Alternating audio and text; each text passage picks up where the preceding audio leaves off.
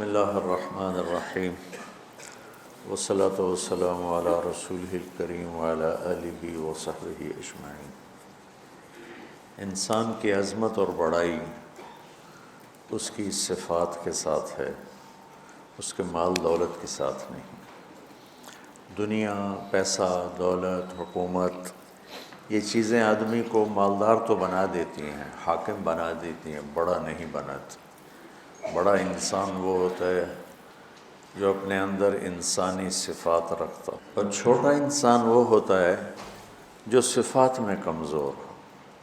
قیامت کے دن جو تولا جائے گا وہ سونا چاندی نہیں تولے گا، اعمال تولیں گے۔ تو ایک انسان اچھا انسان بنے، کہاں سے پتہ چلے گا؟ وہ میرے رب کی اس کتاب سے پتہ چلے گا، اور میرے محبوب صلی اللہ علیہ وسلم کی زندگی، فرمان، سیرت سے پتہ چلے گا کہ ایک مرد عورت کس طرح عظمتوں کی چوٹیوں کو چھو لے، اللہ کو راضی کر لے، دنیا میں اپنے آپ کو سکھ سکون سے رکھے۔ ہمارا علم غلط ہو گیا ہے، ہم نے ہر چیز کو پیسے سے جوڑ دیا ہے کہ بڑے آدمی بنو گے پیسہ بنا لو، بڑے آرام سے رہو گے پیسہ بنا لو، بڑی عزت ہوگی پیسہ بنا لو، بڑی شہرت ہوگی پیسہ بنا لو، بڑی خوشیاں ہوگی پیسہ بنا لو۔ یہ علم کا منبع غلط ہے، پوری دنیا میں یہ علم چھایا ہوا ہے۔ اللہ، اس کا رسول کہتا ہے اس کتاب کے مطابق زندگی بنا لو، مزے ہو جائیں گے، عزت بھی ملے گی، سب کچھ ملے گا۔ حضرت علی رضی اللہ تعالیٰ عنہ کا ارشاد ہے، من اراد عزا بلا عشیرہ وغنى بلا مال وحیبۃ بلا سلطان وجاہۃ بلا اخوہ۔ جو آدمی عزت چاہتا ہو، خاندانی نہیں ہے، غنی بننا چاہتا ہو، پیسہ کوئی نہیں ہے، اپنا روب داب چاہتا ہو، طاقت کوئی نہیں ہے، اپنی وجاہت چاہتا ہو، پیچھے کوئی ووٹر سپورٹر کوئی نہیں، نعرے لگانے والے کوئی نہیں، کیا کرے؟ اور یہ چار چیزیں حدود کے اندر سب کو چاہیے، سب کی مطلوب ہے۔ مجھے عزت بھی چاہیے، اور مجھے کشادگی بھی چاہیے، تنگ دستی سے میرے نبی نے پناہ مانگی۔ مجھے اپنی ہیبت اور وجاہت بھی چاہیے۔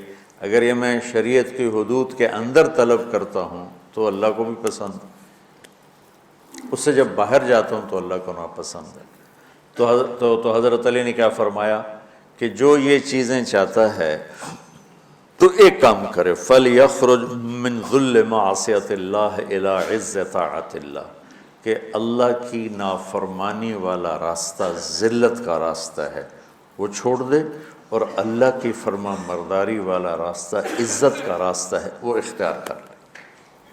تو قرآن وہ پیغام ہے جو ہمیں عزت والا راستہ بتاتا ہے، قرآن وہ پیغام ہے جو ہمیں بلندیوں کا راستہ بتاتا ہے، اور قرآن وَهَذَا بَلَاغٌ لِلنَّاسِ، قرآن وہ پیغام ہے جو ہمیں عروج کا راستہ بتاتا ہے، جنت کا راستہ بتاتا ہے، جہنم سے بچنے کے طریقے بتاتا ہے، اللہ اس کے رسول کی بارگاہ میں قیمتی ہونے کا طریقہ بتاتا ہے، لوگوں کے دلوں پہ راج کرنے کا طریقہ بتاتا ہے، چین کی بنسری بجا کے سونے کا راستہ بتاتا ہے، گھروں کی معاشرت کو خوبصورت بنانے کا پوری دنیا میں کسی کے پاس نسخہ نہیں سوائے میرے رب کی اس کتاب کی۔ کتاب انزلناہ الیک لتخرج الناس من الظلمات الی النور۔ اور دکھ درد کی بات یہ ہے کہ امت نے قرآن چھوڑ دیا۔ یا رب ان قوم اتخذوا ھذا القرآن مہجورا۔ ھذا کے لفظوں جو طاقت ہے، یا اللہ ان کی گود میں پڑا تھا قرآن، ان کی جھولی میں پڑا ہوا تھا قرآن، اور انہوں نے اس سے مہجورا، ترکو نہیں، متروکا نہیں، مہجورا۔ ہجرت کا کیا مطلب ہوتا ہے؟ چھوڑ کے چلے جانا، پھر لوٹ کے نہ آنا۔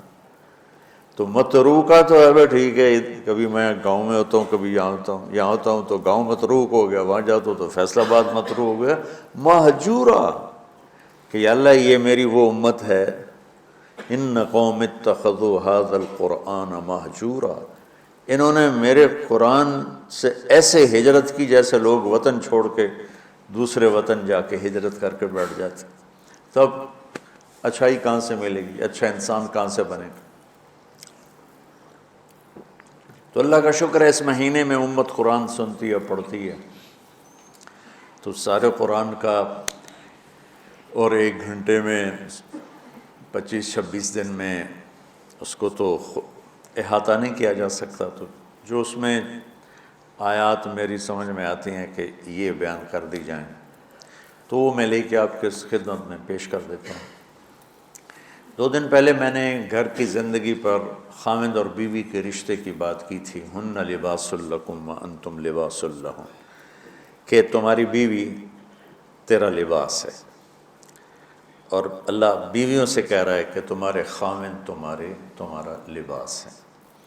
جتنا لباس خوبصورت ہوتا ہے اتنا انسان پرکشش ہو جاتا ہے، جتنا آپ اپنے لباس کی حفاظت دیں، بیوی کی حفاظت کرو گے، بیوی خاوند کی حفاظت کرے گی، یہ رشتہ پرکشش ہو جائے گا، خوبصورت ہو جائے گا۔ اس میں ایک بات رہ گئی تھی، وہ ہے نساؤکم حرث لکم، یہ اسی میں آتا ہے لیکن تھوڑا سا آگے جا کے آتا ہے، تو اس دن بات وَإِذَا سَأَلَكَ عِبَادِي میں چلی گئی، تو نساؤکم حرث لکم فَأْتُوا حَرْثَكُمْ أَنَّىٰ شِئْتُمْ، اس کا مفسرین نے ایک ہی مطلب بیان کیا جو فَأْتُوا حَرْثَكُمْ أَنَّىٰ شِئْتُمْ، لیکن چونکہ میں ذمہ دار ہوں مجھے حرث سے ایک مطلب سمجھ آئے، میرے پیشے کا لفظ ہے نا حرث، انتم کیا ہے وہ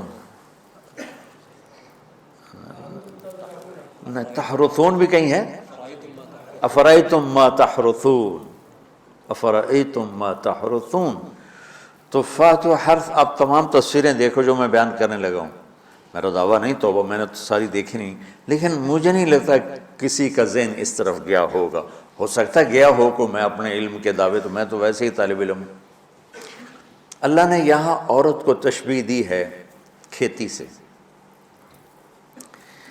تو میری آنکھ اس ماحول میں کھلی جہاں ہم پشتوں سے ذمہ دار چلے آ رہے ہیں،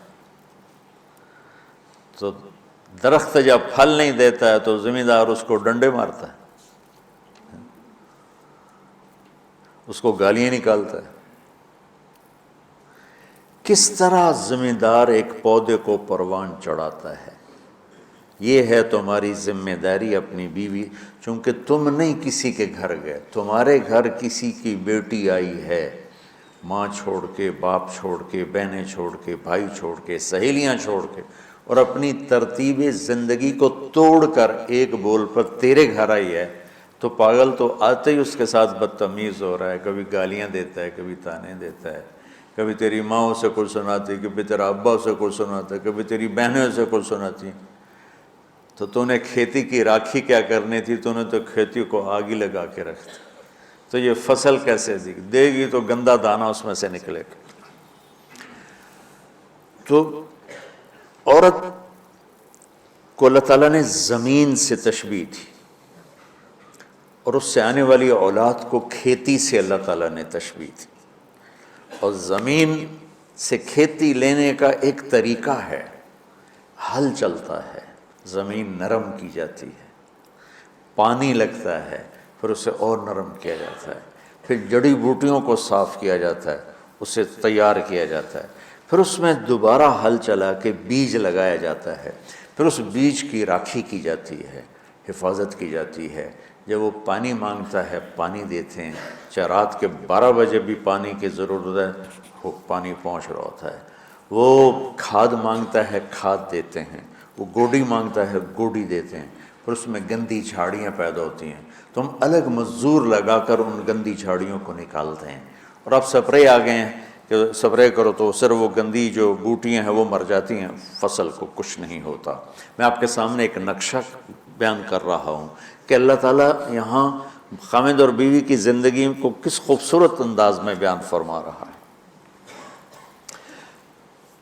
اعلیٰ فصل لینے کے لیے یہ سب کچھ کرنا پڑتا ہے، ذمہ داروں کے پاس عام طور پہ پیسہ نہیں ہوتا تو وہ جاتے ہیں جی کھاد چاہیے دی، وہ کہتے 500 روپے ود لواں گے، وہ کہتا جی لے لو پہ کھاد دے دو میری فصل مردی پہ، تو پھر اسے سپرے کرنا ہوتا ہے تو اس کے پاس پیسے نہیں ہوتے، پھر وہ سپرے والے کے پاس جائے، یہ نہیں کہتا پیسے گونی دفعہ کرو آپ پہ ہوندی تو ہوئے نہیں ہوندی تو نہ ہوئے، ایسا پاگل کوئی ذمہ، چاہے 1 ایکڑ کا ہو چاہے 100 ایکڑ کا ہو، پھر وہ کہتا ہے جی کھاد چاہیے دیے یوریا، وہ کہتا وہ سپرے کی دوا چاہیے، وہ ڈبے دے پیچھے 200 روپے زیادہ لواں گا، اچھا جی لے لے جی چلے کپا آ جاندی میں دے دیواں گا، وہ ادھار پہ مہنگا سامان اٹھاتا ہے اور اس کی ضرورت کو پورا کرتا ہے۔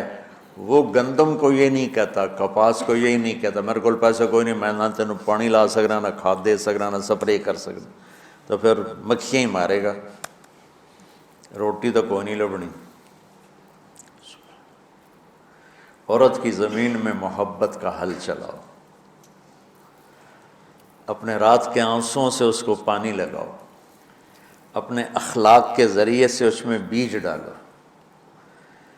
پھر اس کو عزت دے کر احترام دے کر اس فصل کی آبیاری کرو، اس کو اوپر چڑھاؤ۔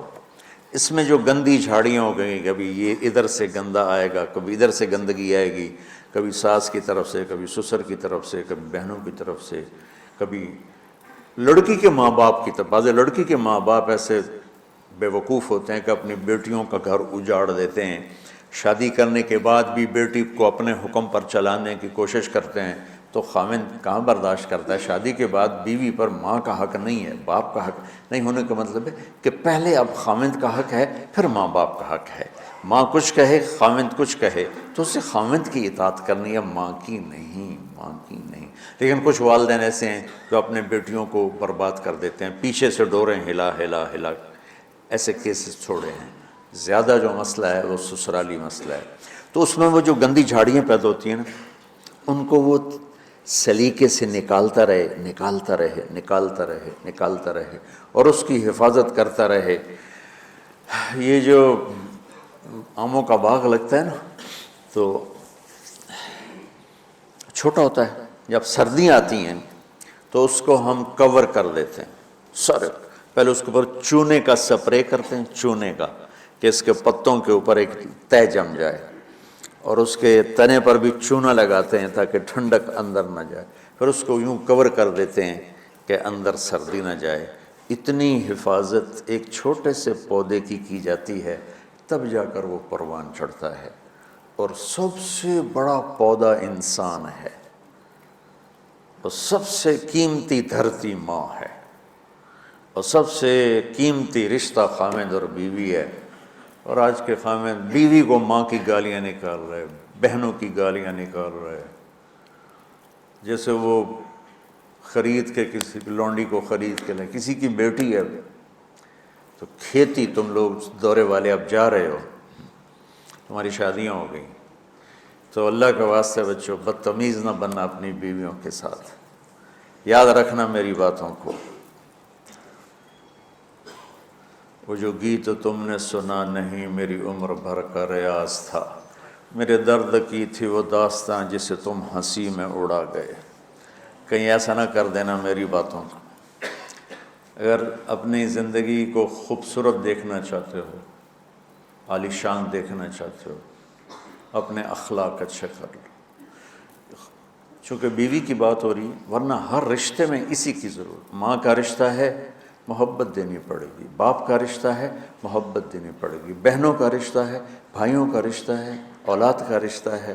اگر اولاد پر ہی ڈنڈے برساؤ گے تو تم سے متنفر ہو جائیں گے۔ میرے نبی نے کبھی یوں اپنے نواسوں کو ٹچ بھی نہیں کیا تھا، ایسے بھی نہیں کیا تھا، روزانہ جا کے ان کو ملتے، سینے سے لگاتے، اپنی نسبتوں کو منتقل کیا حسنین کی طرف، واعظ نصیحت نہیں کی۔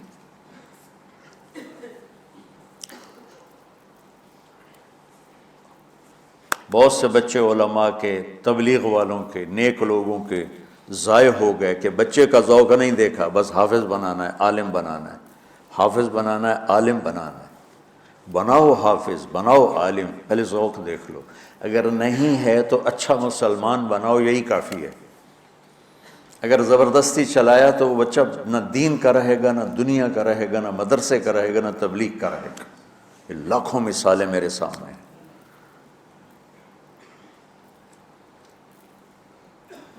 تو اولاد پر بھی جبر کرو گے تو باغی ہو جائیں گے۔ ایک ہمارے ساتھی نے اپنے بیٹے کو حافظ بنایا، وہی تبلیغی زور، بچے کو تمنا نہیں ہے، انہیں بنایا۔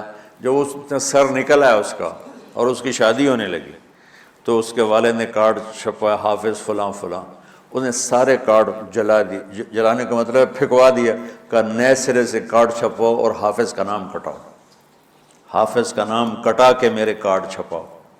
یہی فیصل آباد کا واقعہ ہے۔ تو تمہارے ساتھ عالم کا لفظ لگا ہوا ہے، تم کہو گے میری اولاد بھی عالم ہو۔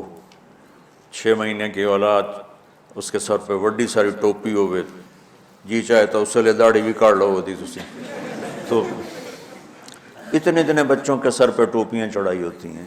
ان کی فطرت کی زندگی، ان کو کھیلنے دو، انہیں ٹائم دو، انہیں دیکھو یہ کدھر موڑ رہے ہیں، جس طرف ان کا دھارا جا رہا ہے۔ صرف عالم بننے والا ہی مسلمان ہوتا ہے، صرف حافظ بننے والا ہی مسلمان ہے، اور کوئی مسلمان ہے ہی نہیں۔ اللہ نے ہمیں جو دعا سکھائی ہے، رب ہب لی من الصالح، رب حب لی من العلماء تو نہیں کہا، رب حب لی من الحفاظ بھی نہیں کہا، من الصالحین۔ نیک ہونا ضروری ہے، عالم ہونا ہو گیا تو ٹھیک ہے، نصیب کی بات ہے، بہت اعلیٰ چیز، حافظ بن گیا بہت اعلیٰ چیز، لیکن زبردستی کراؤ گے پچھتاؤ گے۔ زندگی کے تمام شعبوں کو زندہ کرنا۔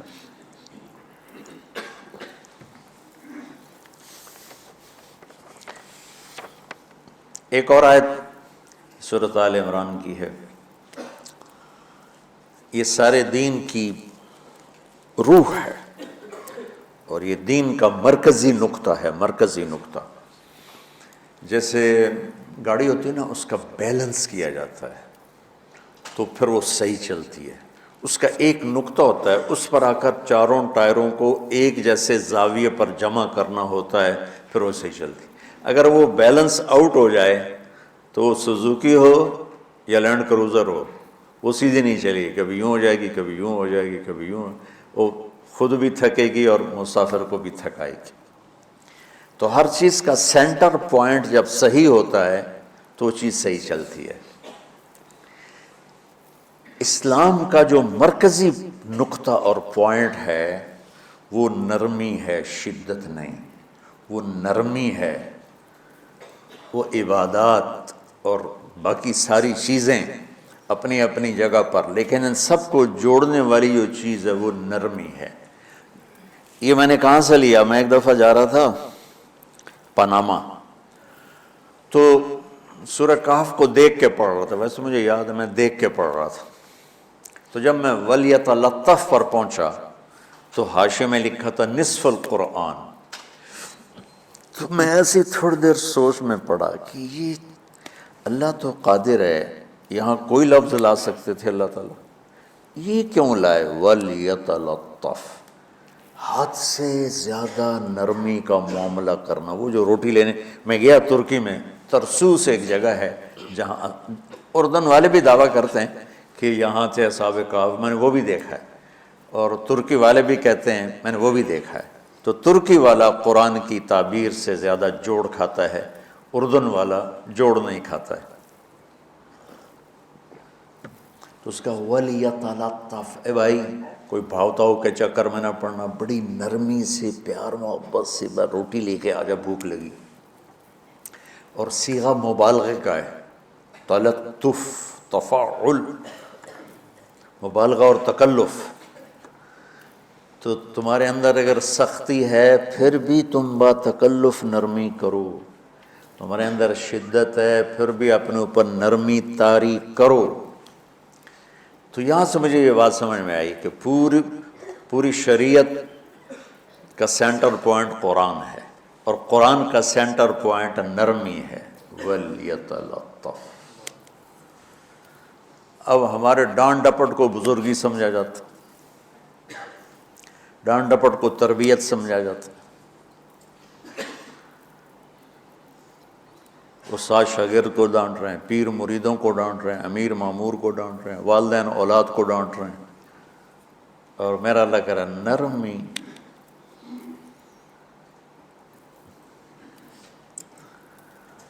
اب آیت سنو، یہ بات سمجھ میں آ گئی؟ اب آیت سنو. اللہ تعالیٰ فرما رہا ہے اپنے محبوب سے، فَبِمَا رَحْمَةٍ مِّنَ اللَّهِ لِنْتَ لَهُمْ وَلَوْ كُنْتَ فَظًّا غَلِيظَ الْقَلْبِ لَانفَضُّوا مِنْ حَوْلِكَ فَاعْفُ عَنْهُمْ وَاسْتَغْفِرْ لَهُمْ وَشَاوِرْهُمْ فِي الْأَمْرِ فَإِذَا عَزَمْتَ فَتَوَكَّلْ عَلَى اللَّهِ إِنَّ اللَّهَ يُحِبُّ الْمُتَوَكِّلِينَ. سبحان لنت لہم برحمت اللہ، یوں ہونا چاہیے جو نحو کا قاعدہ ہے، فعل پہلے ہوتا ہے اس کے متعلقات بعد میں ہوتے ہیں. تو لنت لہم برحمت اللہ، آپ اللہ کی رحمت سے نرم ہو کے اپنی امت کے لیے. لیکن اللہ تعالیٰ نے فبما، اللہ نے اپنے نبی پر جتنے احسان قرآن میں بتلائے ہیں، الم یجدک یتیما فآویٰ ووجدک ضالا فہدیٰ ووجدک عائلا فأغنیٰ الم نشرح لک صدرک ووضعنا عنک وزرک الذی انقض ظہرک ورفعنا لک ذکرک انا اعطیناک الکوثر هو الذی ایدک بنصرہ وبالمؤمنین. اب قرآن میں دیکھو وکان فضل اللہ علیک کبیرا، اللہ نے قرآن میں اپنے نبی پر جو احسان کیے وہ بتائے اور جتلائے کہ ہم نے آپ کے ساتھ یہ کیا، یہ کیا، یہ کیا، یہ کیا. یہ احسان جیسے اللہ نے بتایا ہے نا اپنے نبی کو، یہ احسان نرمی والا جس طریقے سے بتایا، اس طریقے سے کسی احسان کو ذکر نہیں کیا. فَبِمَا، یہ میرے ہاتھوں کو دیکھو، ہم جب کہتے ہیں بہت بڑا، اس سے آگے تو ہمارے ہاتھ نہیں جاتے نا. تو میرا ایک بھتیجا تھا تو دیر سے بولا، جب وہ گاڑی پہ ہوتا تو ہم کہتے کس چیز پر آئے ہو، تو وہ یوں یوں کرتا، اور جب وہ بس پہ آتا تو کہتا ایسے ایسے کرتا، ایسے ایسے، کہ بھئی بس بڑی ہوتی ہے نا تو اس کا یوں اشارہ کرتا، اور گاڑی چھوٹی تو اس کا یوں اشارہ کرتا. تو فبما، یہ جو فبما رحمہ ہے نا، یہ زمین آسمان سے بھی باہر نکل گیا ہے، اور مشرق و مغرب سے پار ہو گیا، شمال جنوب سے پار ہوگا، فوق تحت سے پار ہو گیا. اللہ تعالیٰ فرما رہا ہے میرے محبوب میری اتنی بڑی رحمت آپ پر آئی جس کو آپ کے رب کے سوا کوئی نہیں جانتا، اور پھر آپ نرم ہو گئے، نرم ہو گئے. ان اللہ لا یعطی علی الرفق ما لا یعطی علی العنف، اللہ جو نرمی پہ دیتا ہے وہ سختی پہ نہیں دیتا. لو کان الرفق خلقا لما رأى الناس خلقا احسن منه، نرمی کی کوئی شکل ہوتی تو اس سے حسین کائنات میں کوئی شکل نہ ہوتی، جنت کی حور سے بھی اعلیٰ شکل ہوتی. وَلَوْ كَانَ الْعُنْفُ خَلْقًا لَمَا رَأَى النَّاسُ خَلْقًا أَبْغَضَ مِنْهُ. اور اگر بد اخلاقی کی، سخت مزاجی کی کوئی شکل ہوتی تو وہ شیطان سے بھی زیادہ خوفناک ہوتی. امام اسماعیل رحمۃ اللہ علیہ بڑے علامہ گزرے ہیں اور قرآن کی بڑی خدمت کی ہے، لغت کے لحاظ سے تھے انتہائی بدصورت، کوڑا سیاہ اور حبشی ٹائپ. کہنے لگے زندگی میں کبھی دھوکہ نہیں کھایا سوائے ایک دفعہ ایک لڑکی نے مجھے ایسا بیوقوف بنایا کہ میرے 14 طبق روشن کر دیے کہ میں جا رہا تھا تو ایک خوبصورت لڑکی نے مجھے مسکرا کے اشارہ کیا. میں کہہ لیا بھائی کوئی میرے اوپر بھی عاشق ہے، تو میں اس کے پیچھے چل پڑا، وہ آگے آگے میں پیچھے پیچھے، وہ آگے آگے میں پیچھے پیچھے. بازاروں میں چلتے چلتے ایک مصور کی دکان پہ پہنچے تو اس نے مصور سے یوں اشارہ کیا اور آگے چلی گئی. وہ آگے چلی گئی تو میں حیران ہو گیا. بھی میں نے کہا بھائی یہ کیا چکر ہے؟ کہا جی یہ ایک بچی کل میرے پاس آئی تھی کہ مجھے شیطان کی فوٹو بنا کے دو.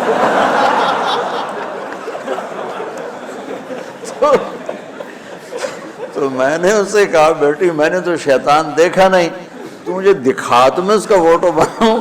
تو آج تمہیں لے کر کہہ رہی تھی یہ ہوتا ہے، ایسا ہوتا ہے.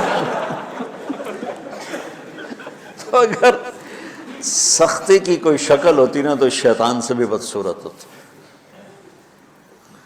تو ہماری زندگیوں میں جو آئی ہیں نا رکاوٹیں، اس کا کوئی بڑا سبب نہیں ہے. یہ اسباب ہیں چھوٹے چھوٹے مل کے بڑے ہو. زبان کی شدت، بول کی شدت، نظر کی شدت، طعنے تشنیع، مار پٹائی، اس نے ہمارے رشتوں کو تار تار کر دیا.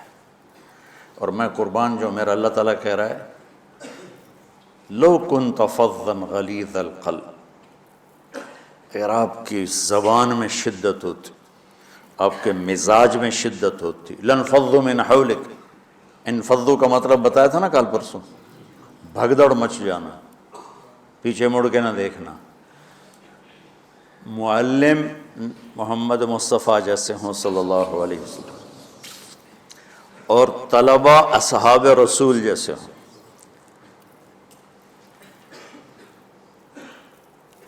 محمد الرسول اللہ، سورہ فتح اللہ نے یوں ایک آیت محمد الرسول اللہ والذین معہ. یہاں محمد اللہ کے رسول ہیں، یہ دعویٰ ہے، کہ یہ میرے رسول ہیں. تو پوچھنے والا پوچھتا ہے کہ اس کی دلیل کیا ہے؟ تو اللہ کہتا ہے اس کے ساتھیوں کو دیکھ لو، ایسے ساتھی صرف نبی کے ہوتے ہیں اور کسی کے نہیں ہوتے. والذین معاہ، معیت بہت بڑا شرف ہے. اور وہ کیسے ہیں؟ اشداء علی الکفار ہیں، رحماء بینہم ہیں. وہ کیسے ہیں؟ تراہم رکعا سجدا، کوئی سجدوں میں گڑ گڑا رہا، کوئی رکوع میں گڑ گڑا رہا. اور اخلاص ایک باریک چیز ہے جس کو موت سے پہلے ہم دعویٰ نہیں کر سکتے کہ میں جو کچھ کر رہا ہوں اخلاص سے کر رہا ہوں. لیکن وہ اتنے اللہ کے قریب ہوئے کہ اللہ نے ان کے اخلاص کی خود گواہی دی. یبتغون فضلا من اللہ ورضوانا. میں صرف قرآن سے صحابہ کو بتا رہا ہوں. تتجافى جنوبهم عن المضاجع يدعون ربهم خوفا وطمعا. میرے نبی کے ساتھ چلنے والے صحابہ کیسے ہیں؟ راتوں کو اٹھ اٹھ کے روتے ہیں، بستروں سے جدا رہتے ہیں. کیسے ہیں؟ كانوا قليلا من الليل ما يهجعون، رات کو بہت تھوڑا سوتے ہیں. وبالاسحار هم يستغفرون، اور پھر سحری کے وقت توبہ استغفار کرتے ہیں. یہ کیسے ہیں؟ یؤثرون علی انفسہم ولو کان بہم خصاصہ، خود بھوکے رہ کر یہ اوروں کو کھانا کھلاتے ہیں. یہ کیسے ہیں؟ لقد رضی اللہ عن المؤمنین اذ یبایعونک تحت الشجرہ فعلم ما فی قلوبہم. یہ کیسے ہیں؟ یہ قرآن صرف بتا رہا ہے کہ صحابہ. آخری بات درجہ بندی کی، لا یستوی منکم من انفق من قبل الفتح وقاتل. میرے محبوب آپ کے صحابہ کے دو ہیں جماعتیں، ایک وہ ہیں جو فتح مکہ سے پہلے ایمان لائے، اور ایک وہ ہیں جو فتح مکہ اور اس سے آخر تک ایمان لائے. یہ جو بعد والے ہیں نا، یہ پہلے والوں کے برابر نہیں ہو سکتے. اللہ نے فرق مراتب رکھا ہے. لیکن ایک وعدہ میرا آپ کے ساتھ ہے. کیا وہ کیا ہے؟ کلن وعد اللہ الحسنى. میرا وعدہ ہے آپ کے ہر صحابی کو جنت دوں گا، ہر صحابی کو جنت دوں گا. اور یہ پہلی جماعت ہے جن کی حمایت میں قرآن اترتا تھا. اور ایک عجیب ہے کہ ایک لفظ قرآن کا، ایک لفظ، ایک آیت اتری، لا يستوي القاعدون من المؤمنین والمجاہدون فی سبیل اللہ. یہ آیت ایسے اتری جیسے میں نے پڑھا ہے کہ اللہ کے راستے میں جہاد کرنے والے اور گھر بیٹھنے والے برابر نہیں ہو سکتے. ٹھیک. عبداللہ بن مکتوم نابینا صحابی ہیں. انہوں نے جب آیت سنی کہا یا اللہ یہ کیا کیا؟ وہ میں انا محتاج، میں کتوں جا کے جہاد کرنا ہے، میرے لیے تو گنجائش دے. سبحان اللہ، یہ کیسے لوگ تھے؟ جبریل دوڑے آئے اور وہی کیا لائے؟ ایک لفظ، صرف ایک لفظ کہ یا رسول اللہ. اللہ فرما رہے ہیں کہ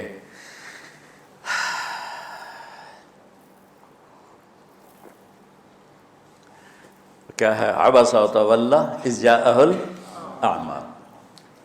کہا میرے بندے کی فریاد میرے پاس پہنچ چکی ہے، لہٰذا اب اس آیت کو یوں پڑھا جائے، لا یستوی القاعدون من المؤمنین غیر اولی الضرر والمجاہدون فی سبیل اللہ، کہ جو معذور ہیں ان کے علاوہ جو صحت مند ٹھیک ٹھاک ہیں وہ اور جو میرے راہ میں ہیں برابر نہیں ہو سکتے۔ تو عبداللہ بن ام مکتوم کی فریاد پر قرآن کا ایک لفظ ہے، اور خولہ کی فریاد پر آیات بارش کے قطروں کی طرح، قد سمع اللہ قول التی تجادلک فی زوجها وتشتکی الی اللہ واللہ یسمع تحاورکما ان اللہ سمیع بصیر الذین یظاہرون منکم من نسائهم ما ہن امہاتهم ان امہاتهم الا اللہ ولدنهم وانہم لیقولون منکرا من القول وزورا۔ یہ پھر آگے بھی چلتی ہیں۔ ایک دیہاتی عورت کی فریاد نے عرش ہلا دیا اور قرآن اترا۔ یہ لوگ تھوڑا اور سنا دو تاکہ آپ کو خولہ کا پتہ چلے، خولہ کیا چیز ہے۔ انصاری عورت ہے، ہاں مالے کی ایک عورت ہے، خامن نے غصے میں طلاق دے دی، طلاق تھی زہار، تو میرے لیے میری ماں کی طرح ہے۔ اس طلاق کے بعد رجوع ہو ہی نہیں سکتا تھا۔ 3 طلاق میں تو رجوع ہو جاتا نا، کہ کسی اور جگہ شادی ہو جائے، وہاں سے طلاق ہو جائے، واپسی ہو جائے، لیکن اس میں رجوع ایسا ہی ہے شیخ، ایسا ہی ہے نا، اس میں دوبارہ اگر اس کی شادی ہو جائے اور پھر وہاں سے وہ فارغ ہو کر اس سے شادی نہیں ہو سکتی، یہ اس زمانے کا رواج تھا۔ اب یہ ان کی عمر گزر گئی تھی، جو بھاگی بھاگی اللہ کے نبی کے پاس ہے، یا رسول اللہ میرے خامن اوس بن مالک نے زہار کر دیا، اوس بن صامت نے مجھ سے زہار کر دیا، تو کیا فتویٰ ہے؟ آپ نے کہا حرمتی علیہ ہے، بیٹی تو حرام ہو گئی۔ بولیں گے یا رسول اللہ اکل مالی وافنا شبابی، جوانی میری ڈھل گئی، مال میرا کھا گیا وہ، تو میں کہاں جا کے بیٹھوں، ماں باپ میرے نہیں ہیں۔ آپ نے کہا حرمتی علیہ ہے، تو اس پہ حرام ہو گیا۔ پھر اس نے کہا یا رسول اللہ میرا کیا بنے گا؟ تو آپ چپ ہو گئے، کہ جب وہ مانتی نہیں تو کیا کرو، آپ چپ ہو گئے۔ حضرت عائشہ رضی اللہ عنہ آپ کو کنگھی کر رہی تھی۔ جب اس نے دیکھا اللہ کے نبی نے جواب دینا چھوڑ دیا ہے، کہ چلے ٹھیک ہے میں اپنے رب سے بات کرتی ہوں، اس نے وہیں بیٹھے بیٹھے ہاتھ اٹھایا، اے اللہ ان لی منہ صبیۃ صغار، اے میرے رب میرے چھوٹے چھوٹے بچے، ان ضممتہم الی فجعوا وان ضممتم الیہ فضاعوا، میرے رب میرے چھوٹے چھوٹے بچے، عمر میری ڈھل گئی، میری دوسری شادی نہیں ہو سکتی، ان بچوں کو میں اپنے پاس رکھوں تو ان کو روٹی کہاں سے کھلاؤں، یہ بھوکے مریں گے، خامند کے پاس چھوڑ کے چلے جاؤں تو وہ بھی کمزور ہو چکا ہے، یہ ان کی تربیت کون کرے گا، یہ تو برباد ہو جائیں گے۔ اب اس کی دعا سنو، یا اللہ اپنے نبی کی زبان پر میرے حق میں فیصلہ دے۔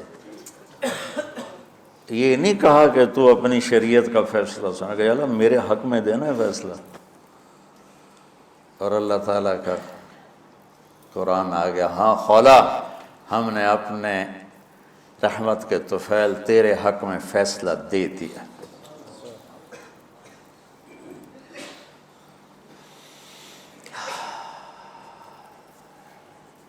اتنے بڑے مقام کے لوگ، لفظ کیا آ رہا ہے، لن فضوا من حولی، یہ آپ کو چھوڑ کے بھاگ جاتے۔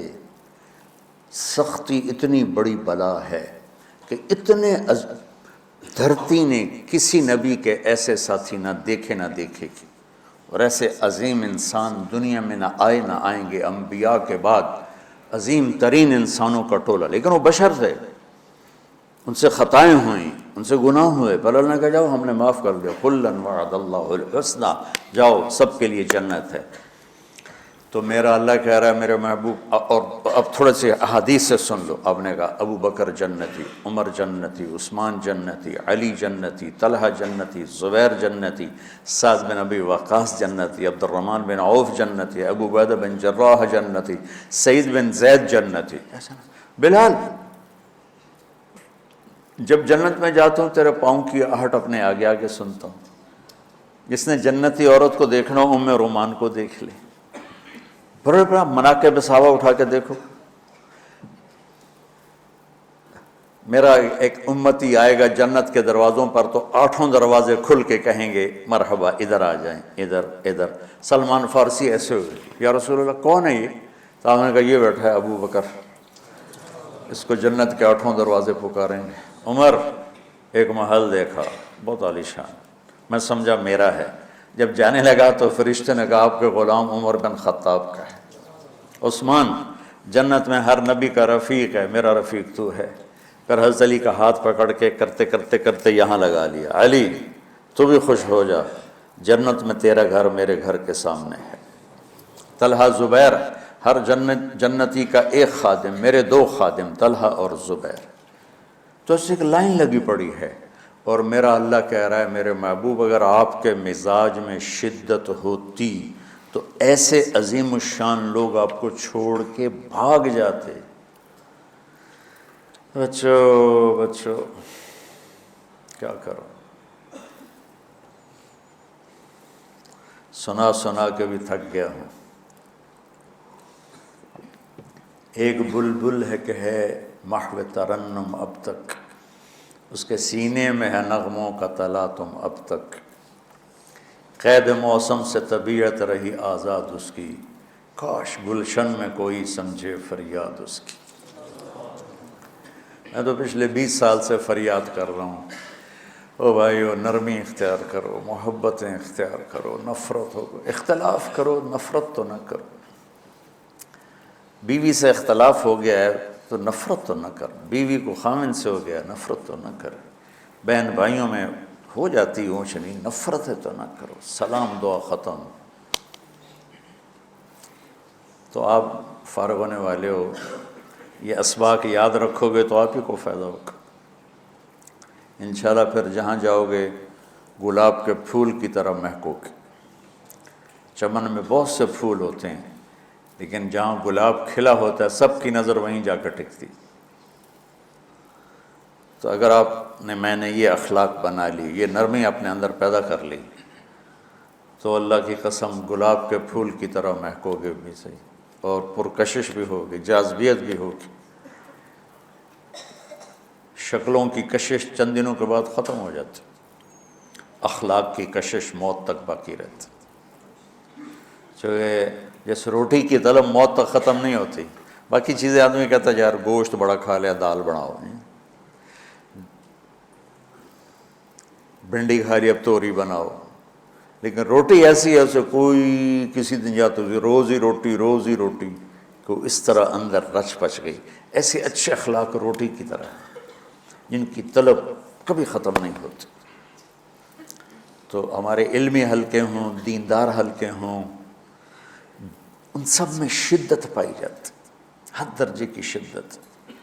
تم بیچ میں ایک موم بن کے جاؤ، لوہا بن کے نہ جاؤ، موم بن کے جاؤ، اور سارے رشتوں کی تلخیوں کو اپنے پی جا، ایام کی تلخی کو بھی ہنس کے ناصر، غم کے سہنے میں بھی قدرت نے مزہ رکھا ہے۔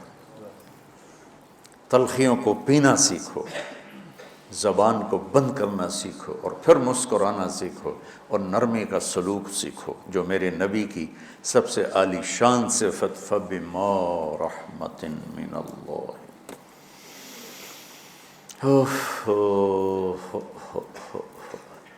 یہ واقعہ پتہ کب کا ہے؟ جب احد کی لڑائی میں شکست ہو گئی نا، تو کافی سارے صحابہ میدان چھوڑ کے دوڑ گئے۔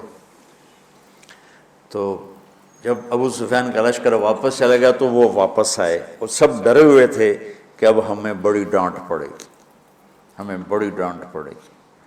شہاب الدین غوری نے تراوڑی کی پہلی جنگ لڑی تھی پرتھوی راج کے خلاف۔ ہم جو چوہان راجپوت ہیں ہم اس کی نسل سے ہیں، پرتھوی راج، تو وہ شکست ہو گئی۔ تو جن افغانی سرداروں نے دوڑ لگا دی تھی نا، اس نے سارا سال ان کے منہ کے اوپر نہ توبڑے چڑھا دیے تھے، بوجھا نہیں ہوتا، بوجھا سی کے ان کے منہ پہ چڑھا دیا تھا، پورا سال ان کے منہ پہ وہ بوجھے لگے رہے کہ یہ وہ ہیں جو بھاگ گئے تھے۔ بادشاہ تو یوں کرتے ہیں۔ میرے نبی کے صحابہ جب سہمے آئے کہ بس دیکھو اب کیا بنتا ہے، تو آپ نے مسکرا کے ان کا استقبال کیا، آؤ بھائی، آؤ بھائی، آؤ بھائی۔ اس پر میرے اللہ نے یہ کہا، واہ میرے محبوب، یہ آپ کے رب کا آپ پہ احسان ہے کہ آپ نرم ہو گئے، ورنہ ایسے موقعوں پہ تو ڈانٹ ٹپٹ ہوتی، سوڑوا دیا جاتا۔ استنبول کا قلعہ فتح نہیں ہو رہا تھا، سلطان محمد فاتح 21 برس کی عمر، تو اس نے سپہ سالار کو بھرے مجمع میں کوڑوں سے اس کی پٹائی شروع کر دی اور اس کو ہٹا کے دوسرے کو لگا دیا۔ اور میرے نبی کہہ رہے ہیں آؤ بھائی آؤ بھائی آؤ۔ اوپر اللہ کی محبت دیکھو، اللہ تعالیٰ کہہ رہا ہے میرے نبی معاف کر دیں، پہلے ہی آپ نے معاف کر دیا، پر میں بھی سفارش کرتا ہوں آپ ان کو معاف کر دیں۔ اور آگے کہتے ہیں وَاسْتَغْفِرْ لَهُمْ، اور آپ مجھے بھی کہیں کہ میں بھی معاف کر دوں۔ کیا لوگ تھے، کیا لوگ تھے کہ جن کے بارے میں اللہ کہہ رہا ہو مجھے کہو میں ان کو معاف کر دوں۔ سبحان، ایسے عظیم لوگ بھی شدت برداشت نہ کر پاتے۔ بھائیو میری فریاد سمجھو اللہ کے واسطے، نرمی اختیار کرو، نرمی اختیار کرو، نرمی اختیار کرو۔ سختی کے بغیر جی کام نہیں چلتا ہے، ارے یہ بکواس ہے، تمہارے نفس کی شرارت ہے۔ میرے نبی فرما رہے ہیں نرمی پہ جو اللہ کرتا ہے وہ سختی پہ نہیں کرتا ہے۔ ٹھیک ہے، سر ساتھ نہیں دے رہا درد کی وجہ سے، اسی میں ہی برکت سمجھ لو۔ سبحانک اللہم و بحمدک، اشہد ان لا الہ الا انت، استغفرک و اتوب الیک۔ اللہم انا نسألک من خیر ما تعلم ونعوذ بک من شر ما تعلم ونستغفرک لما تعلم انک علام الغیوب برحمتک۔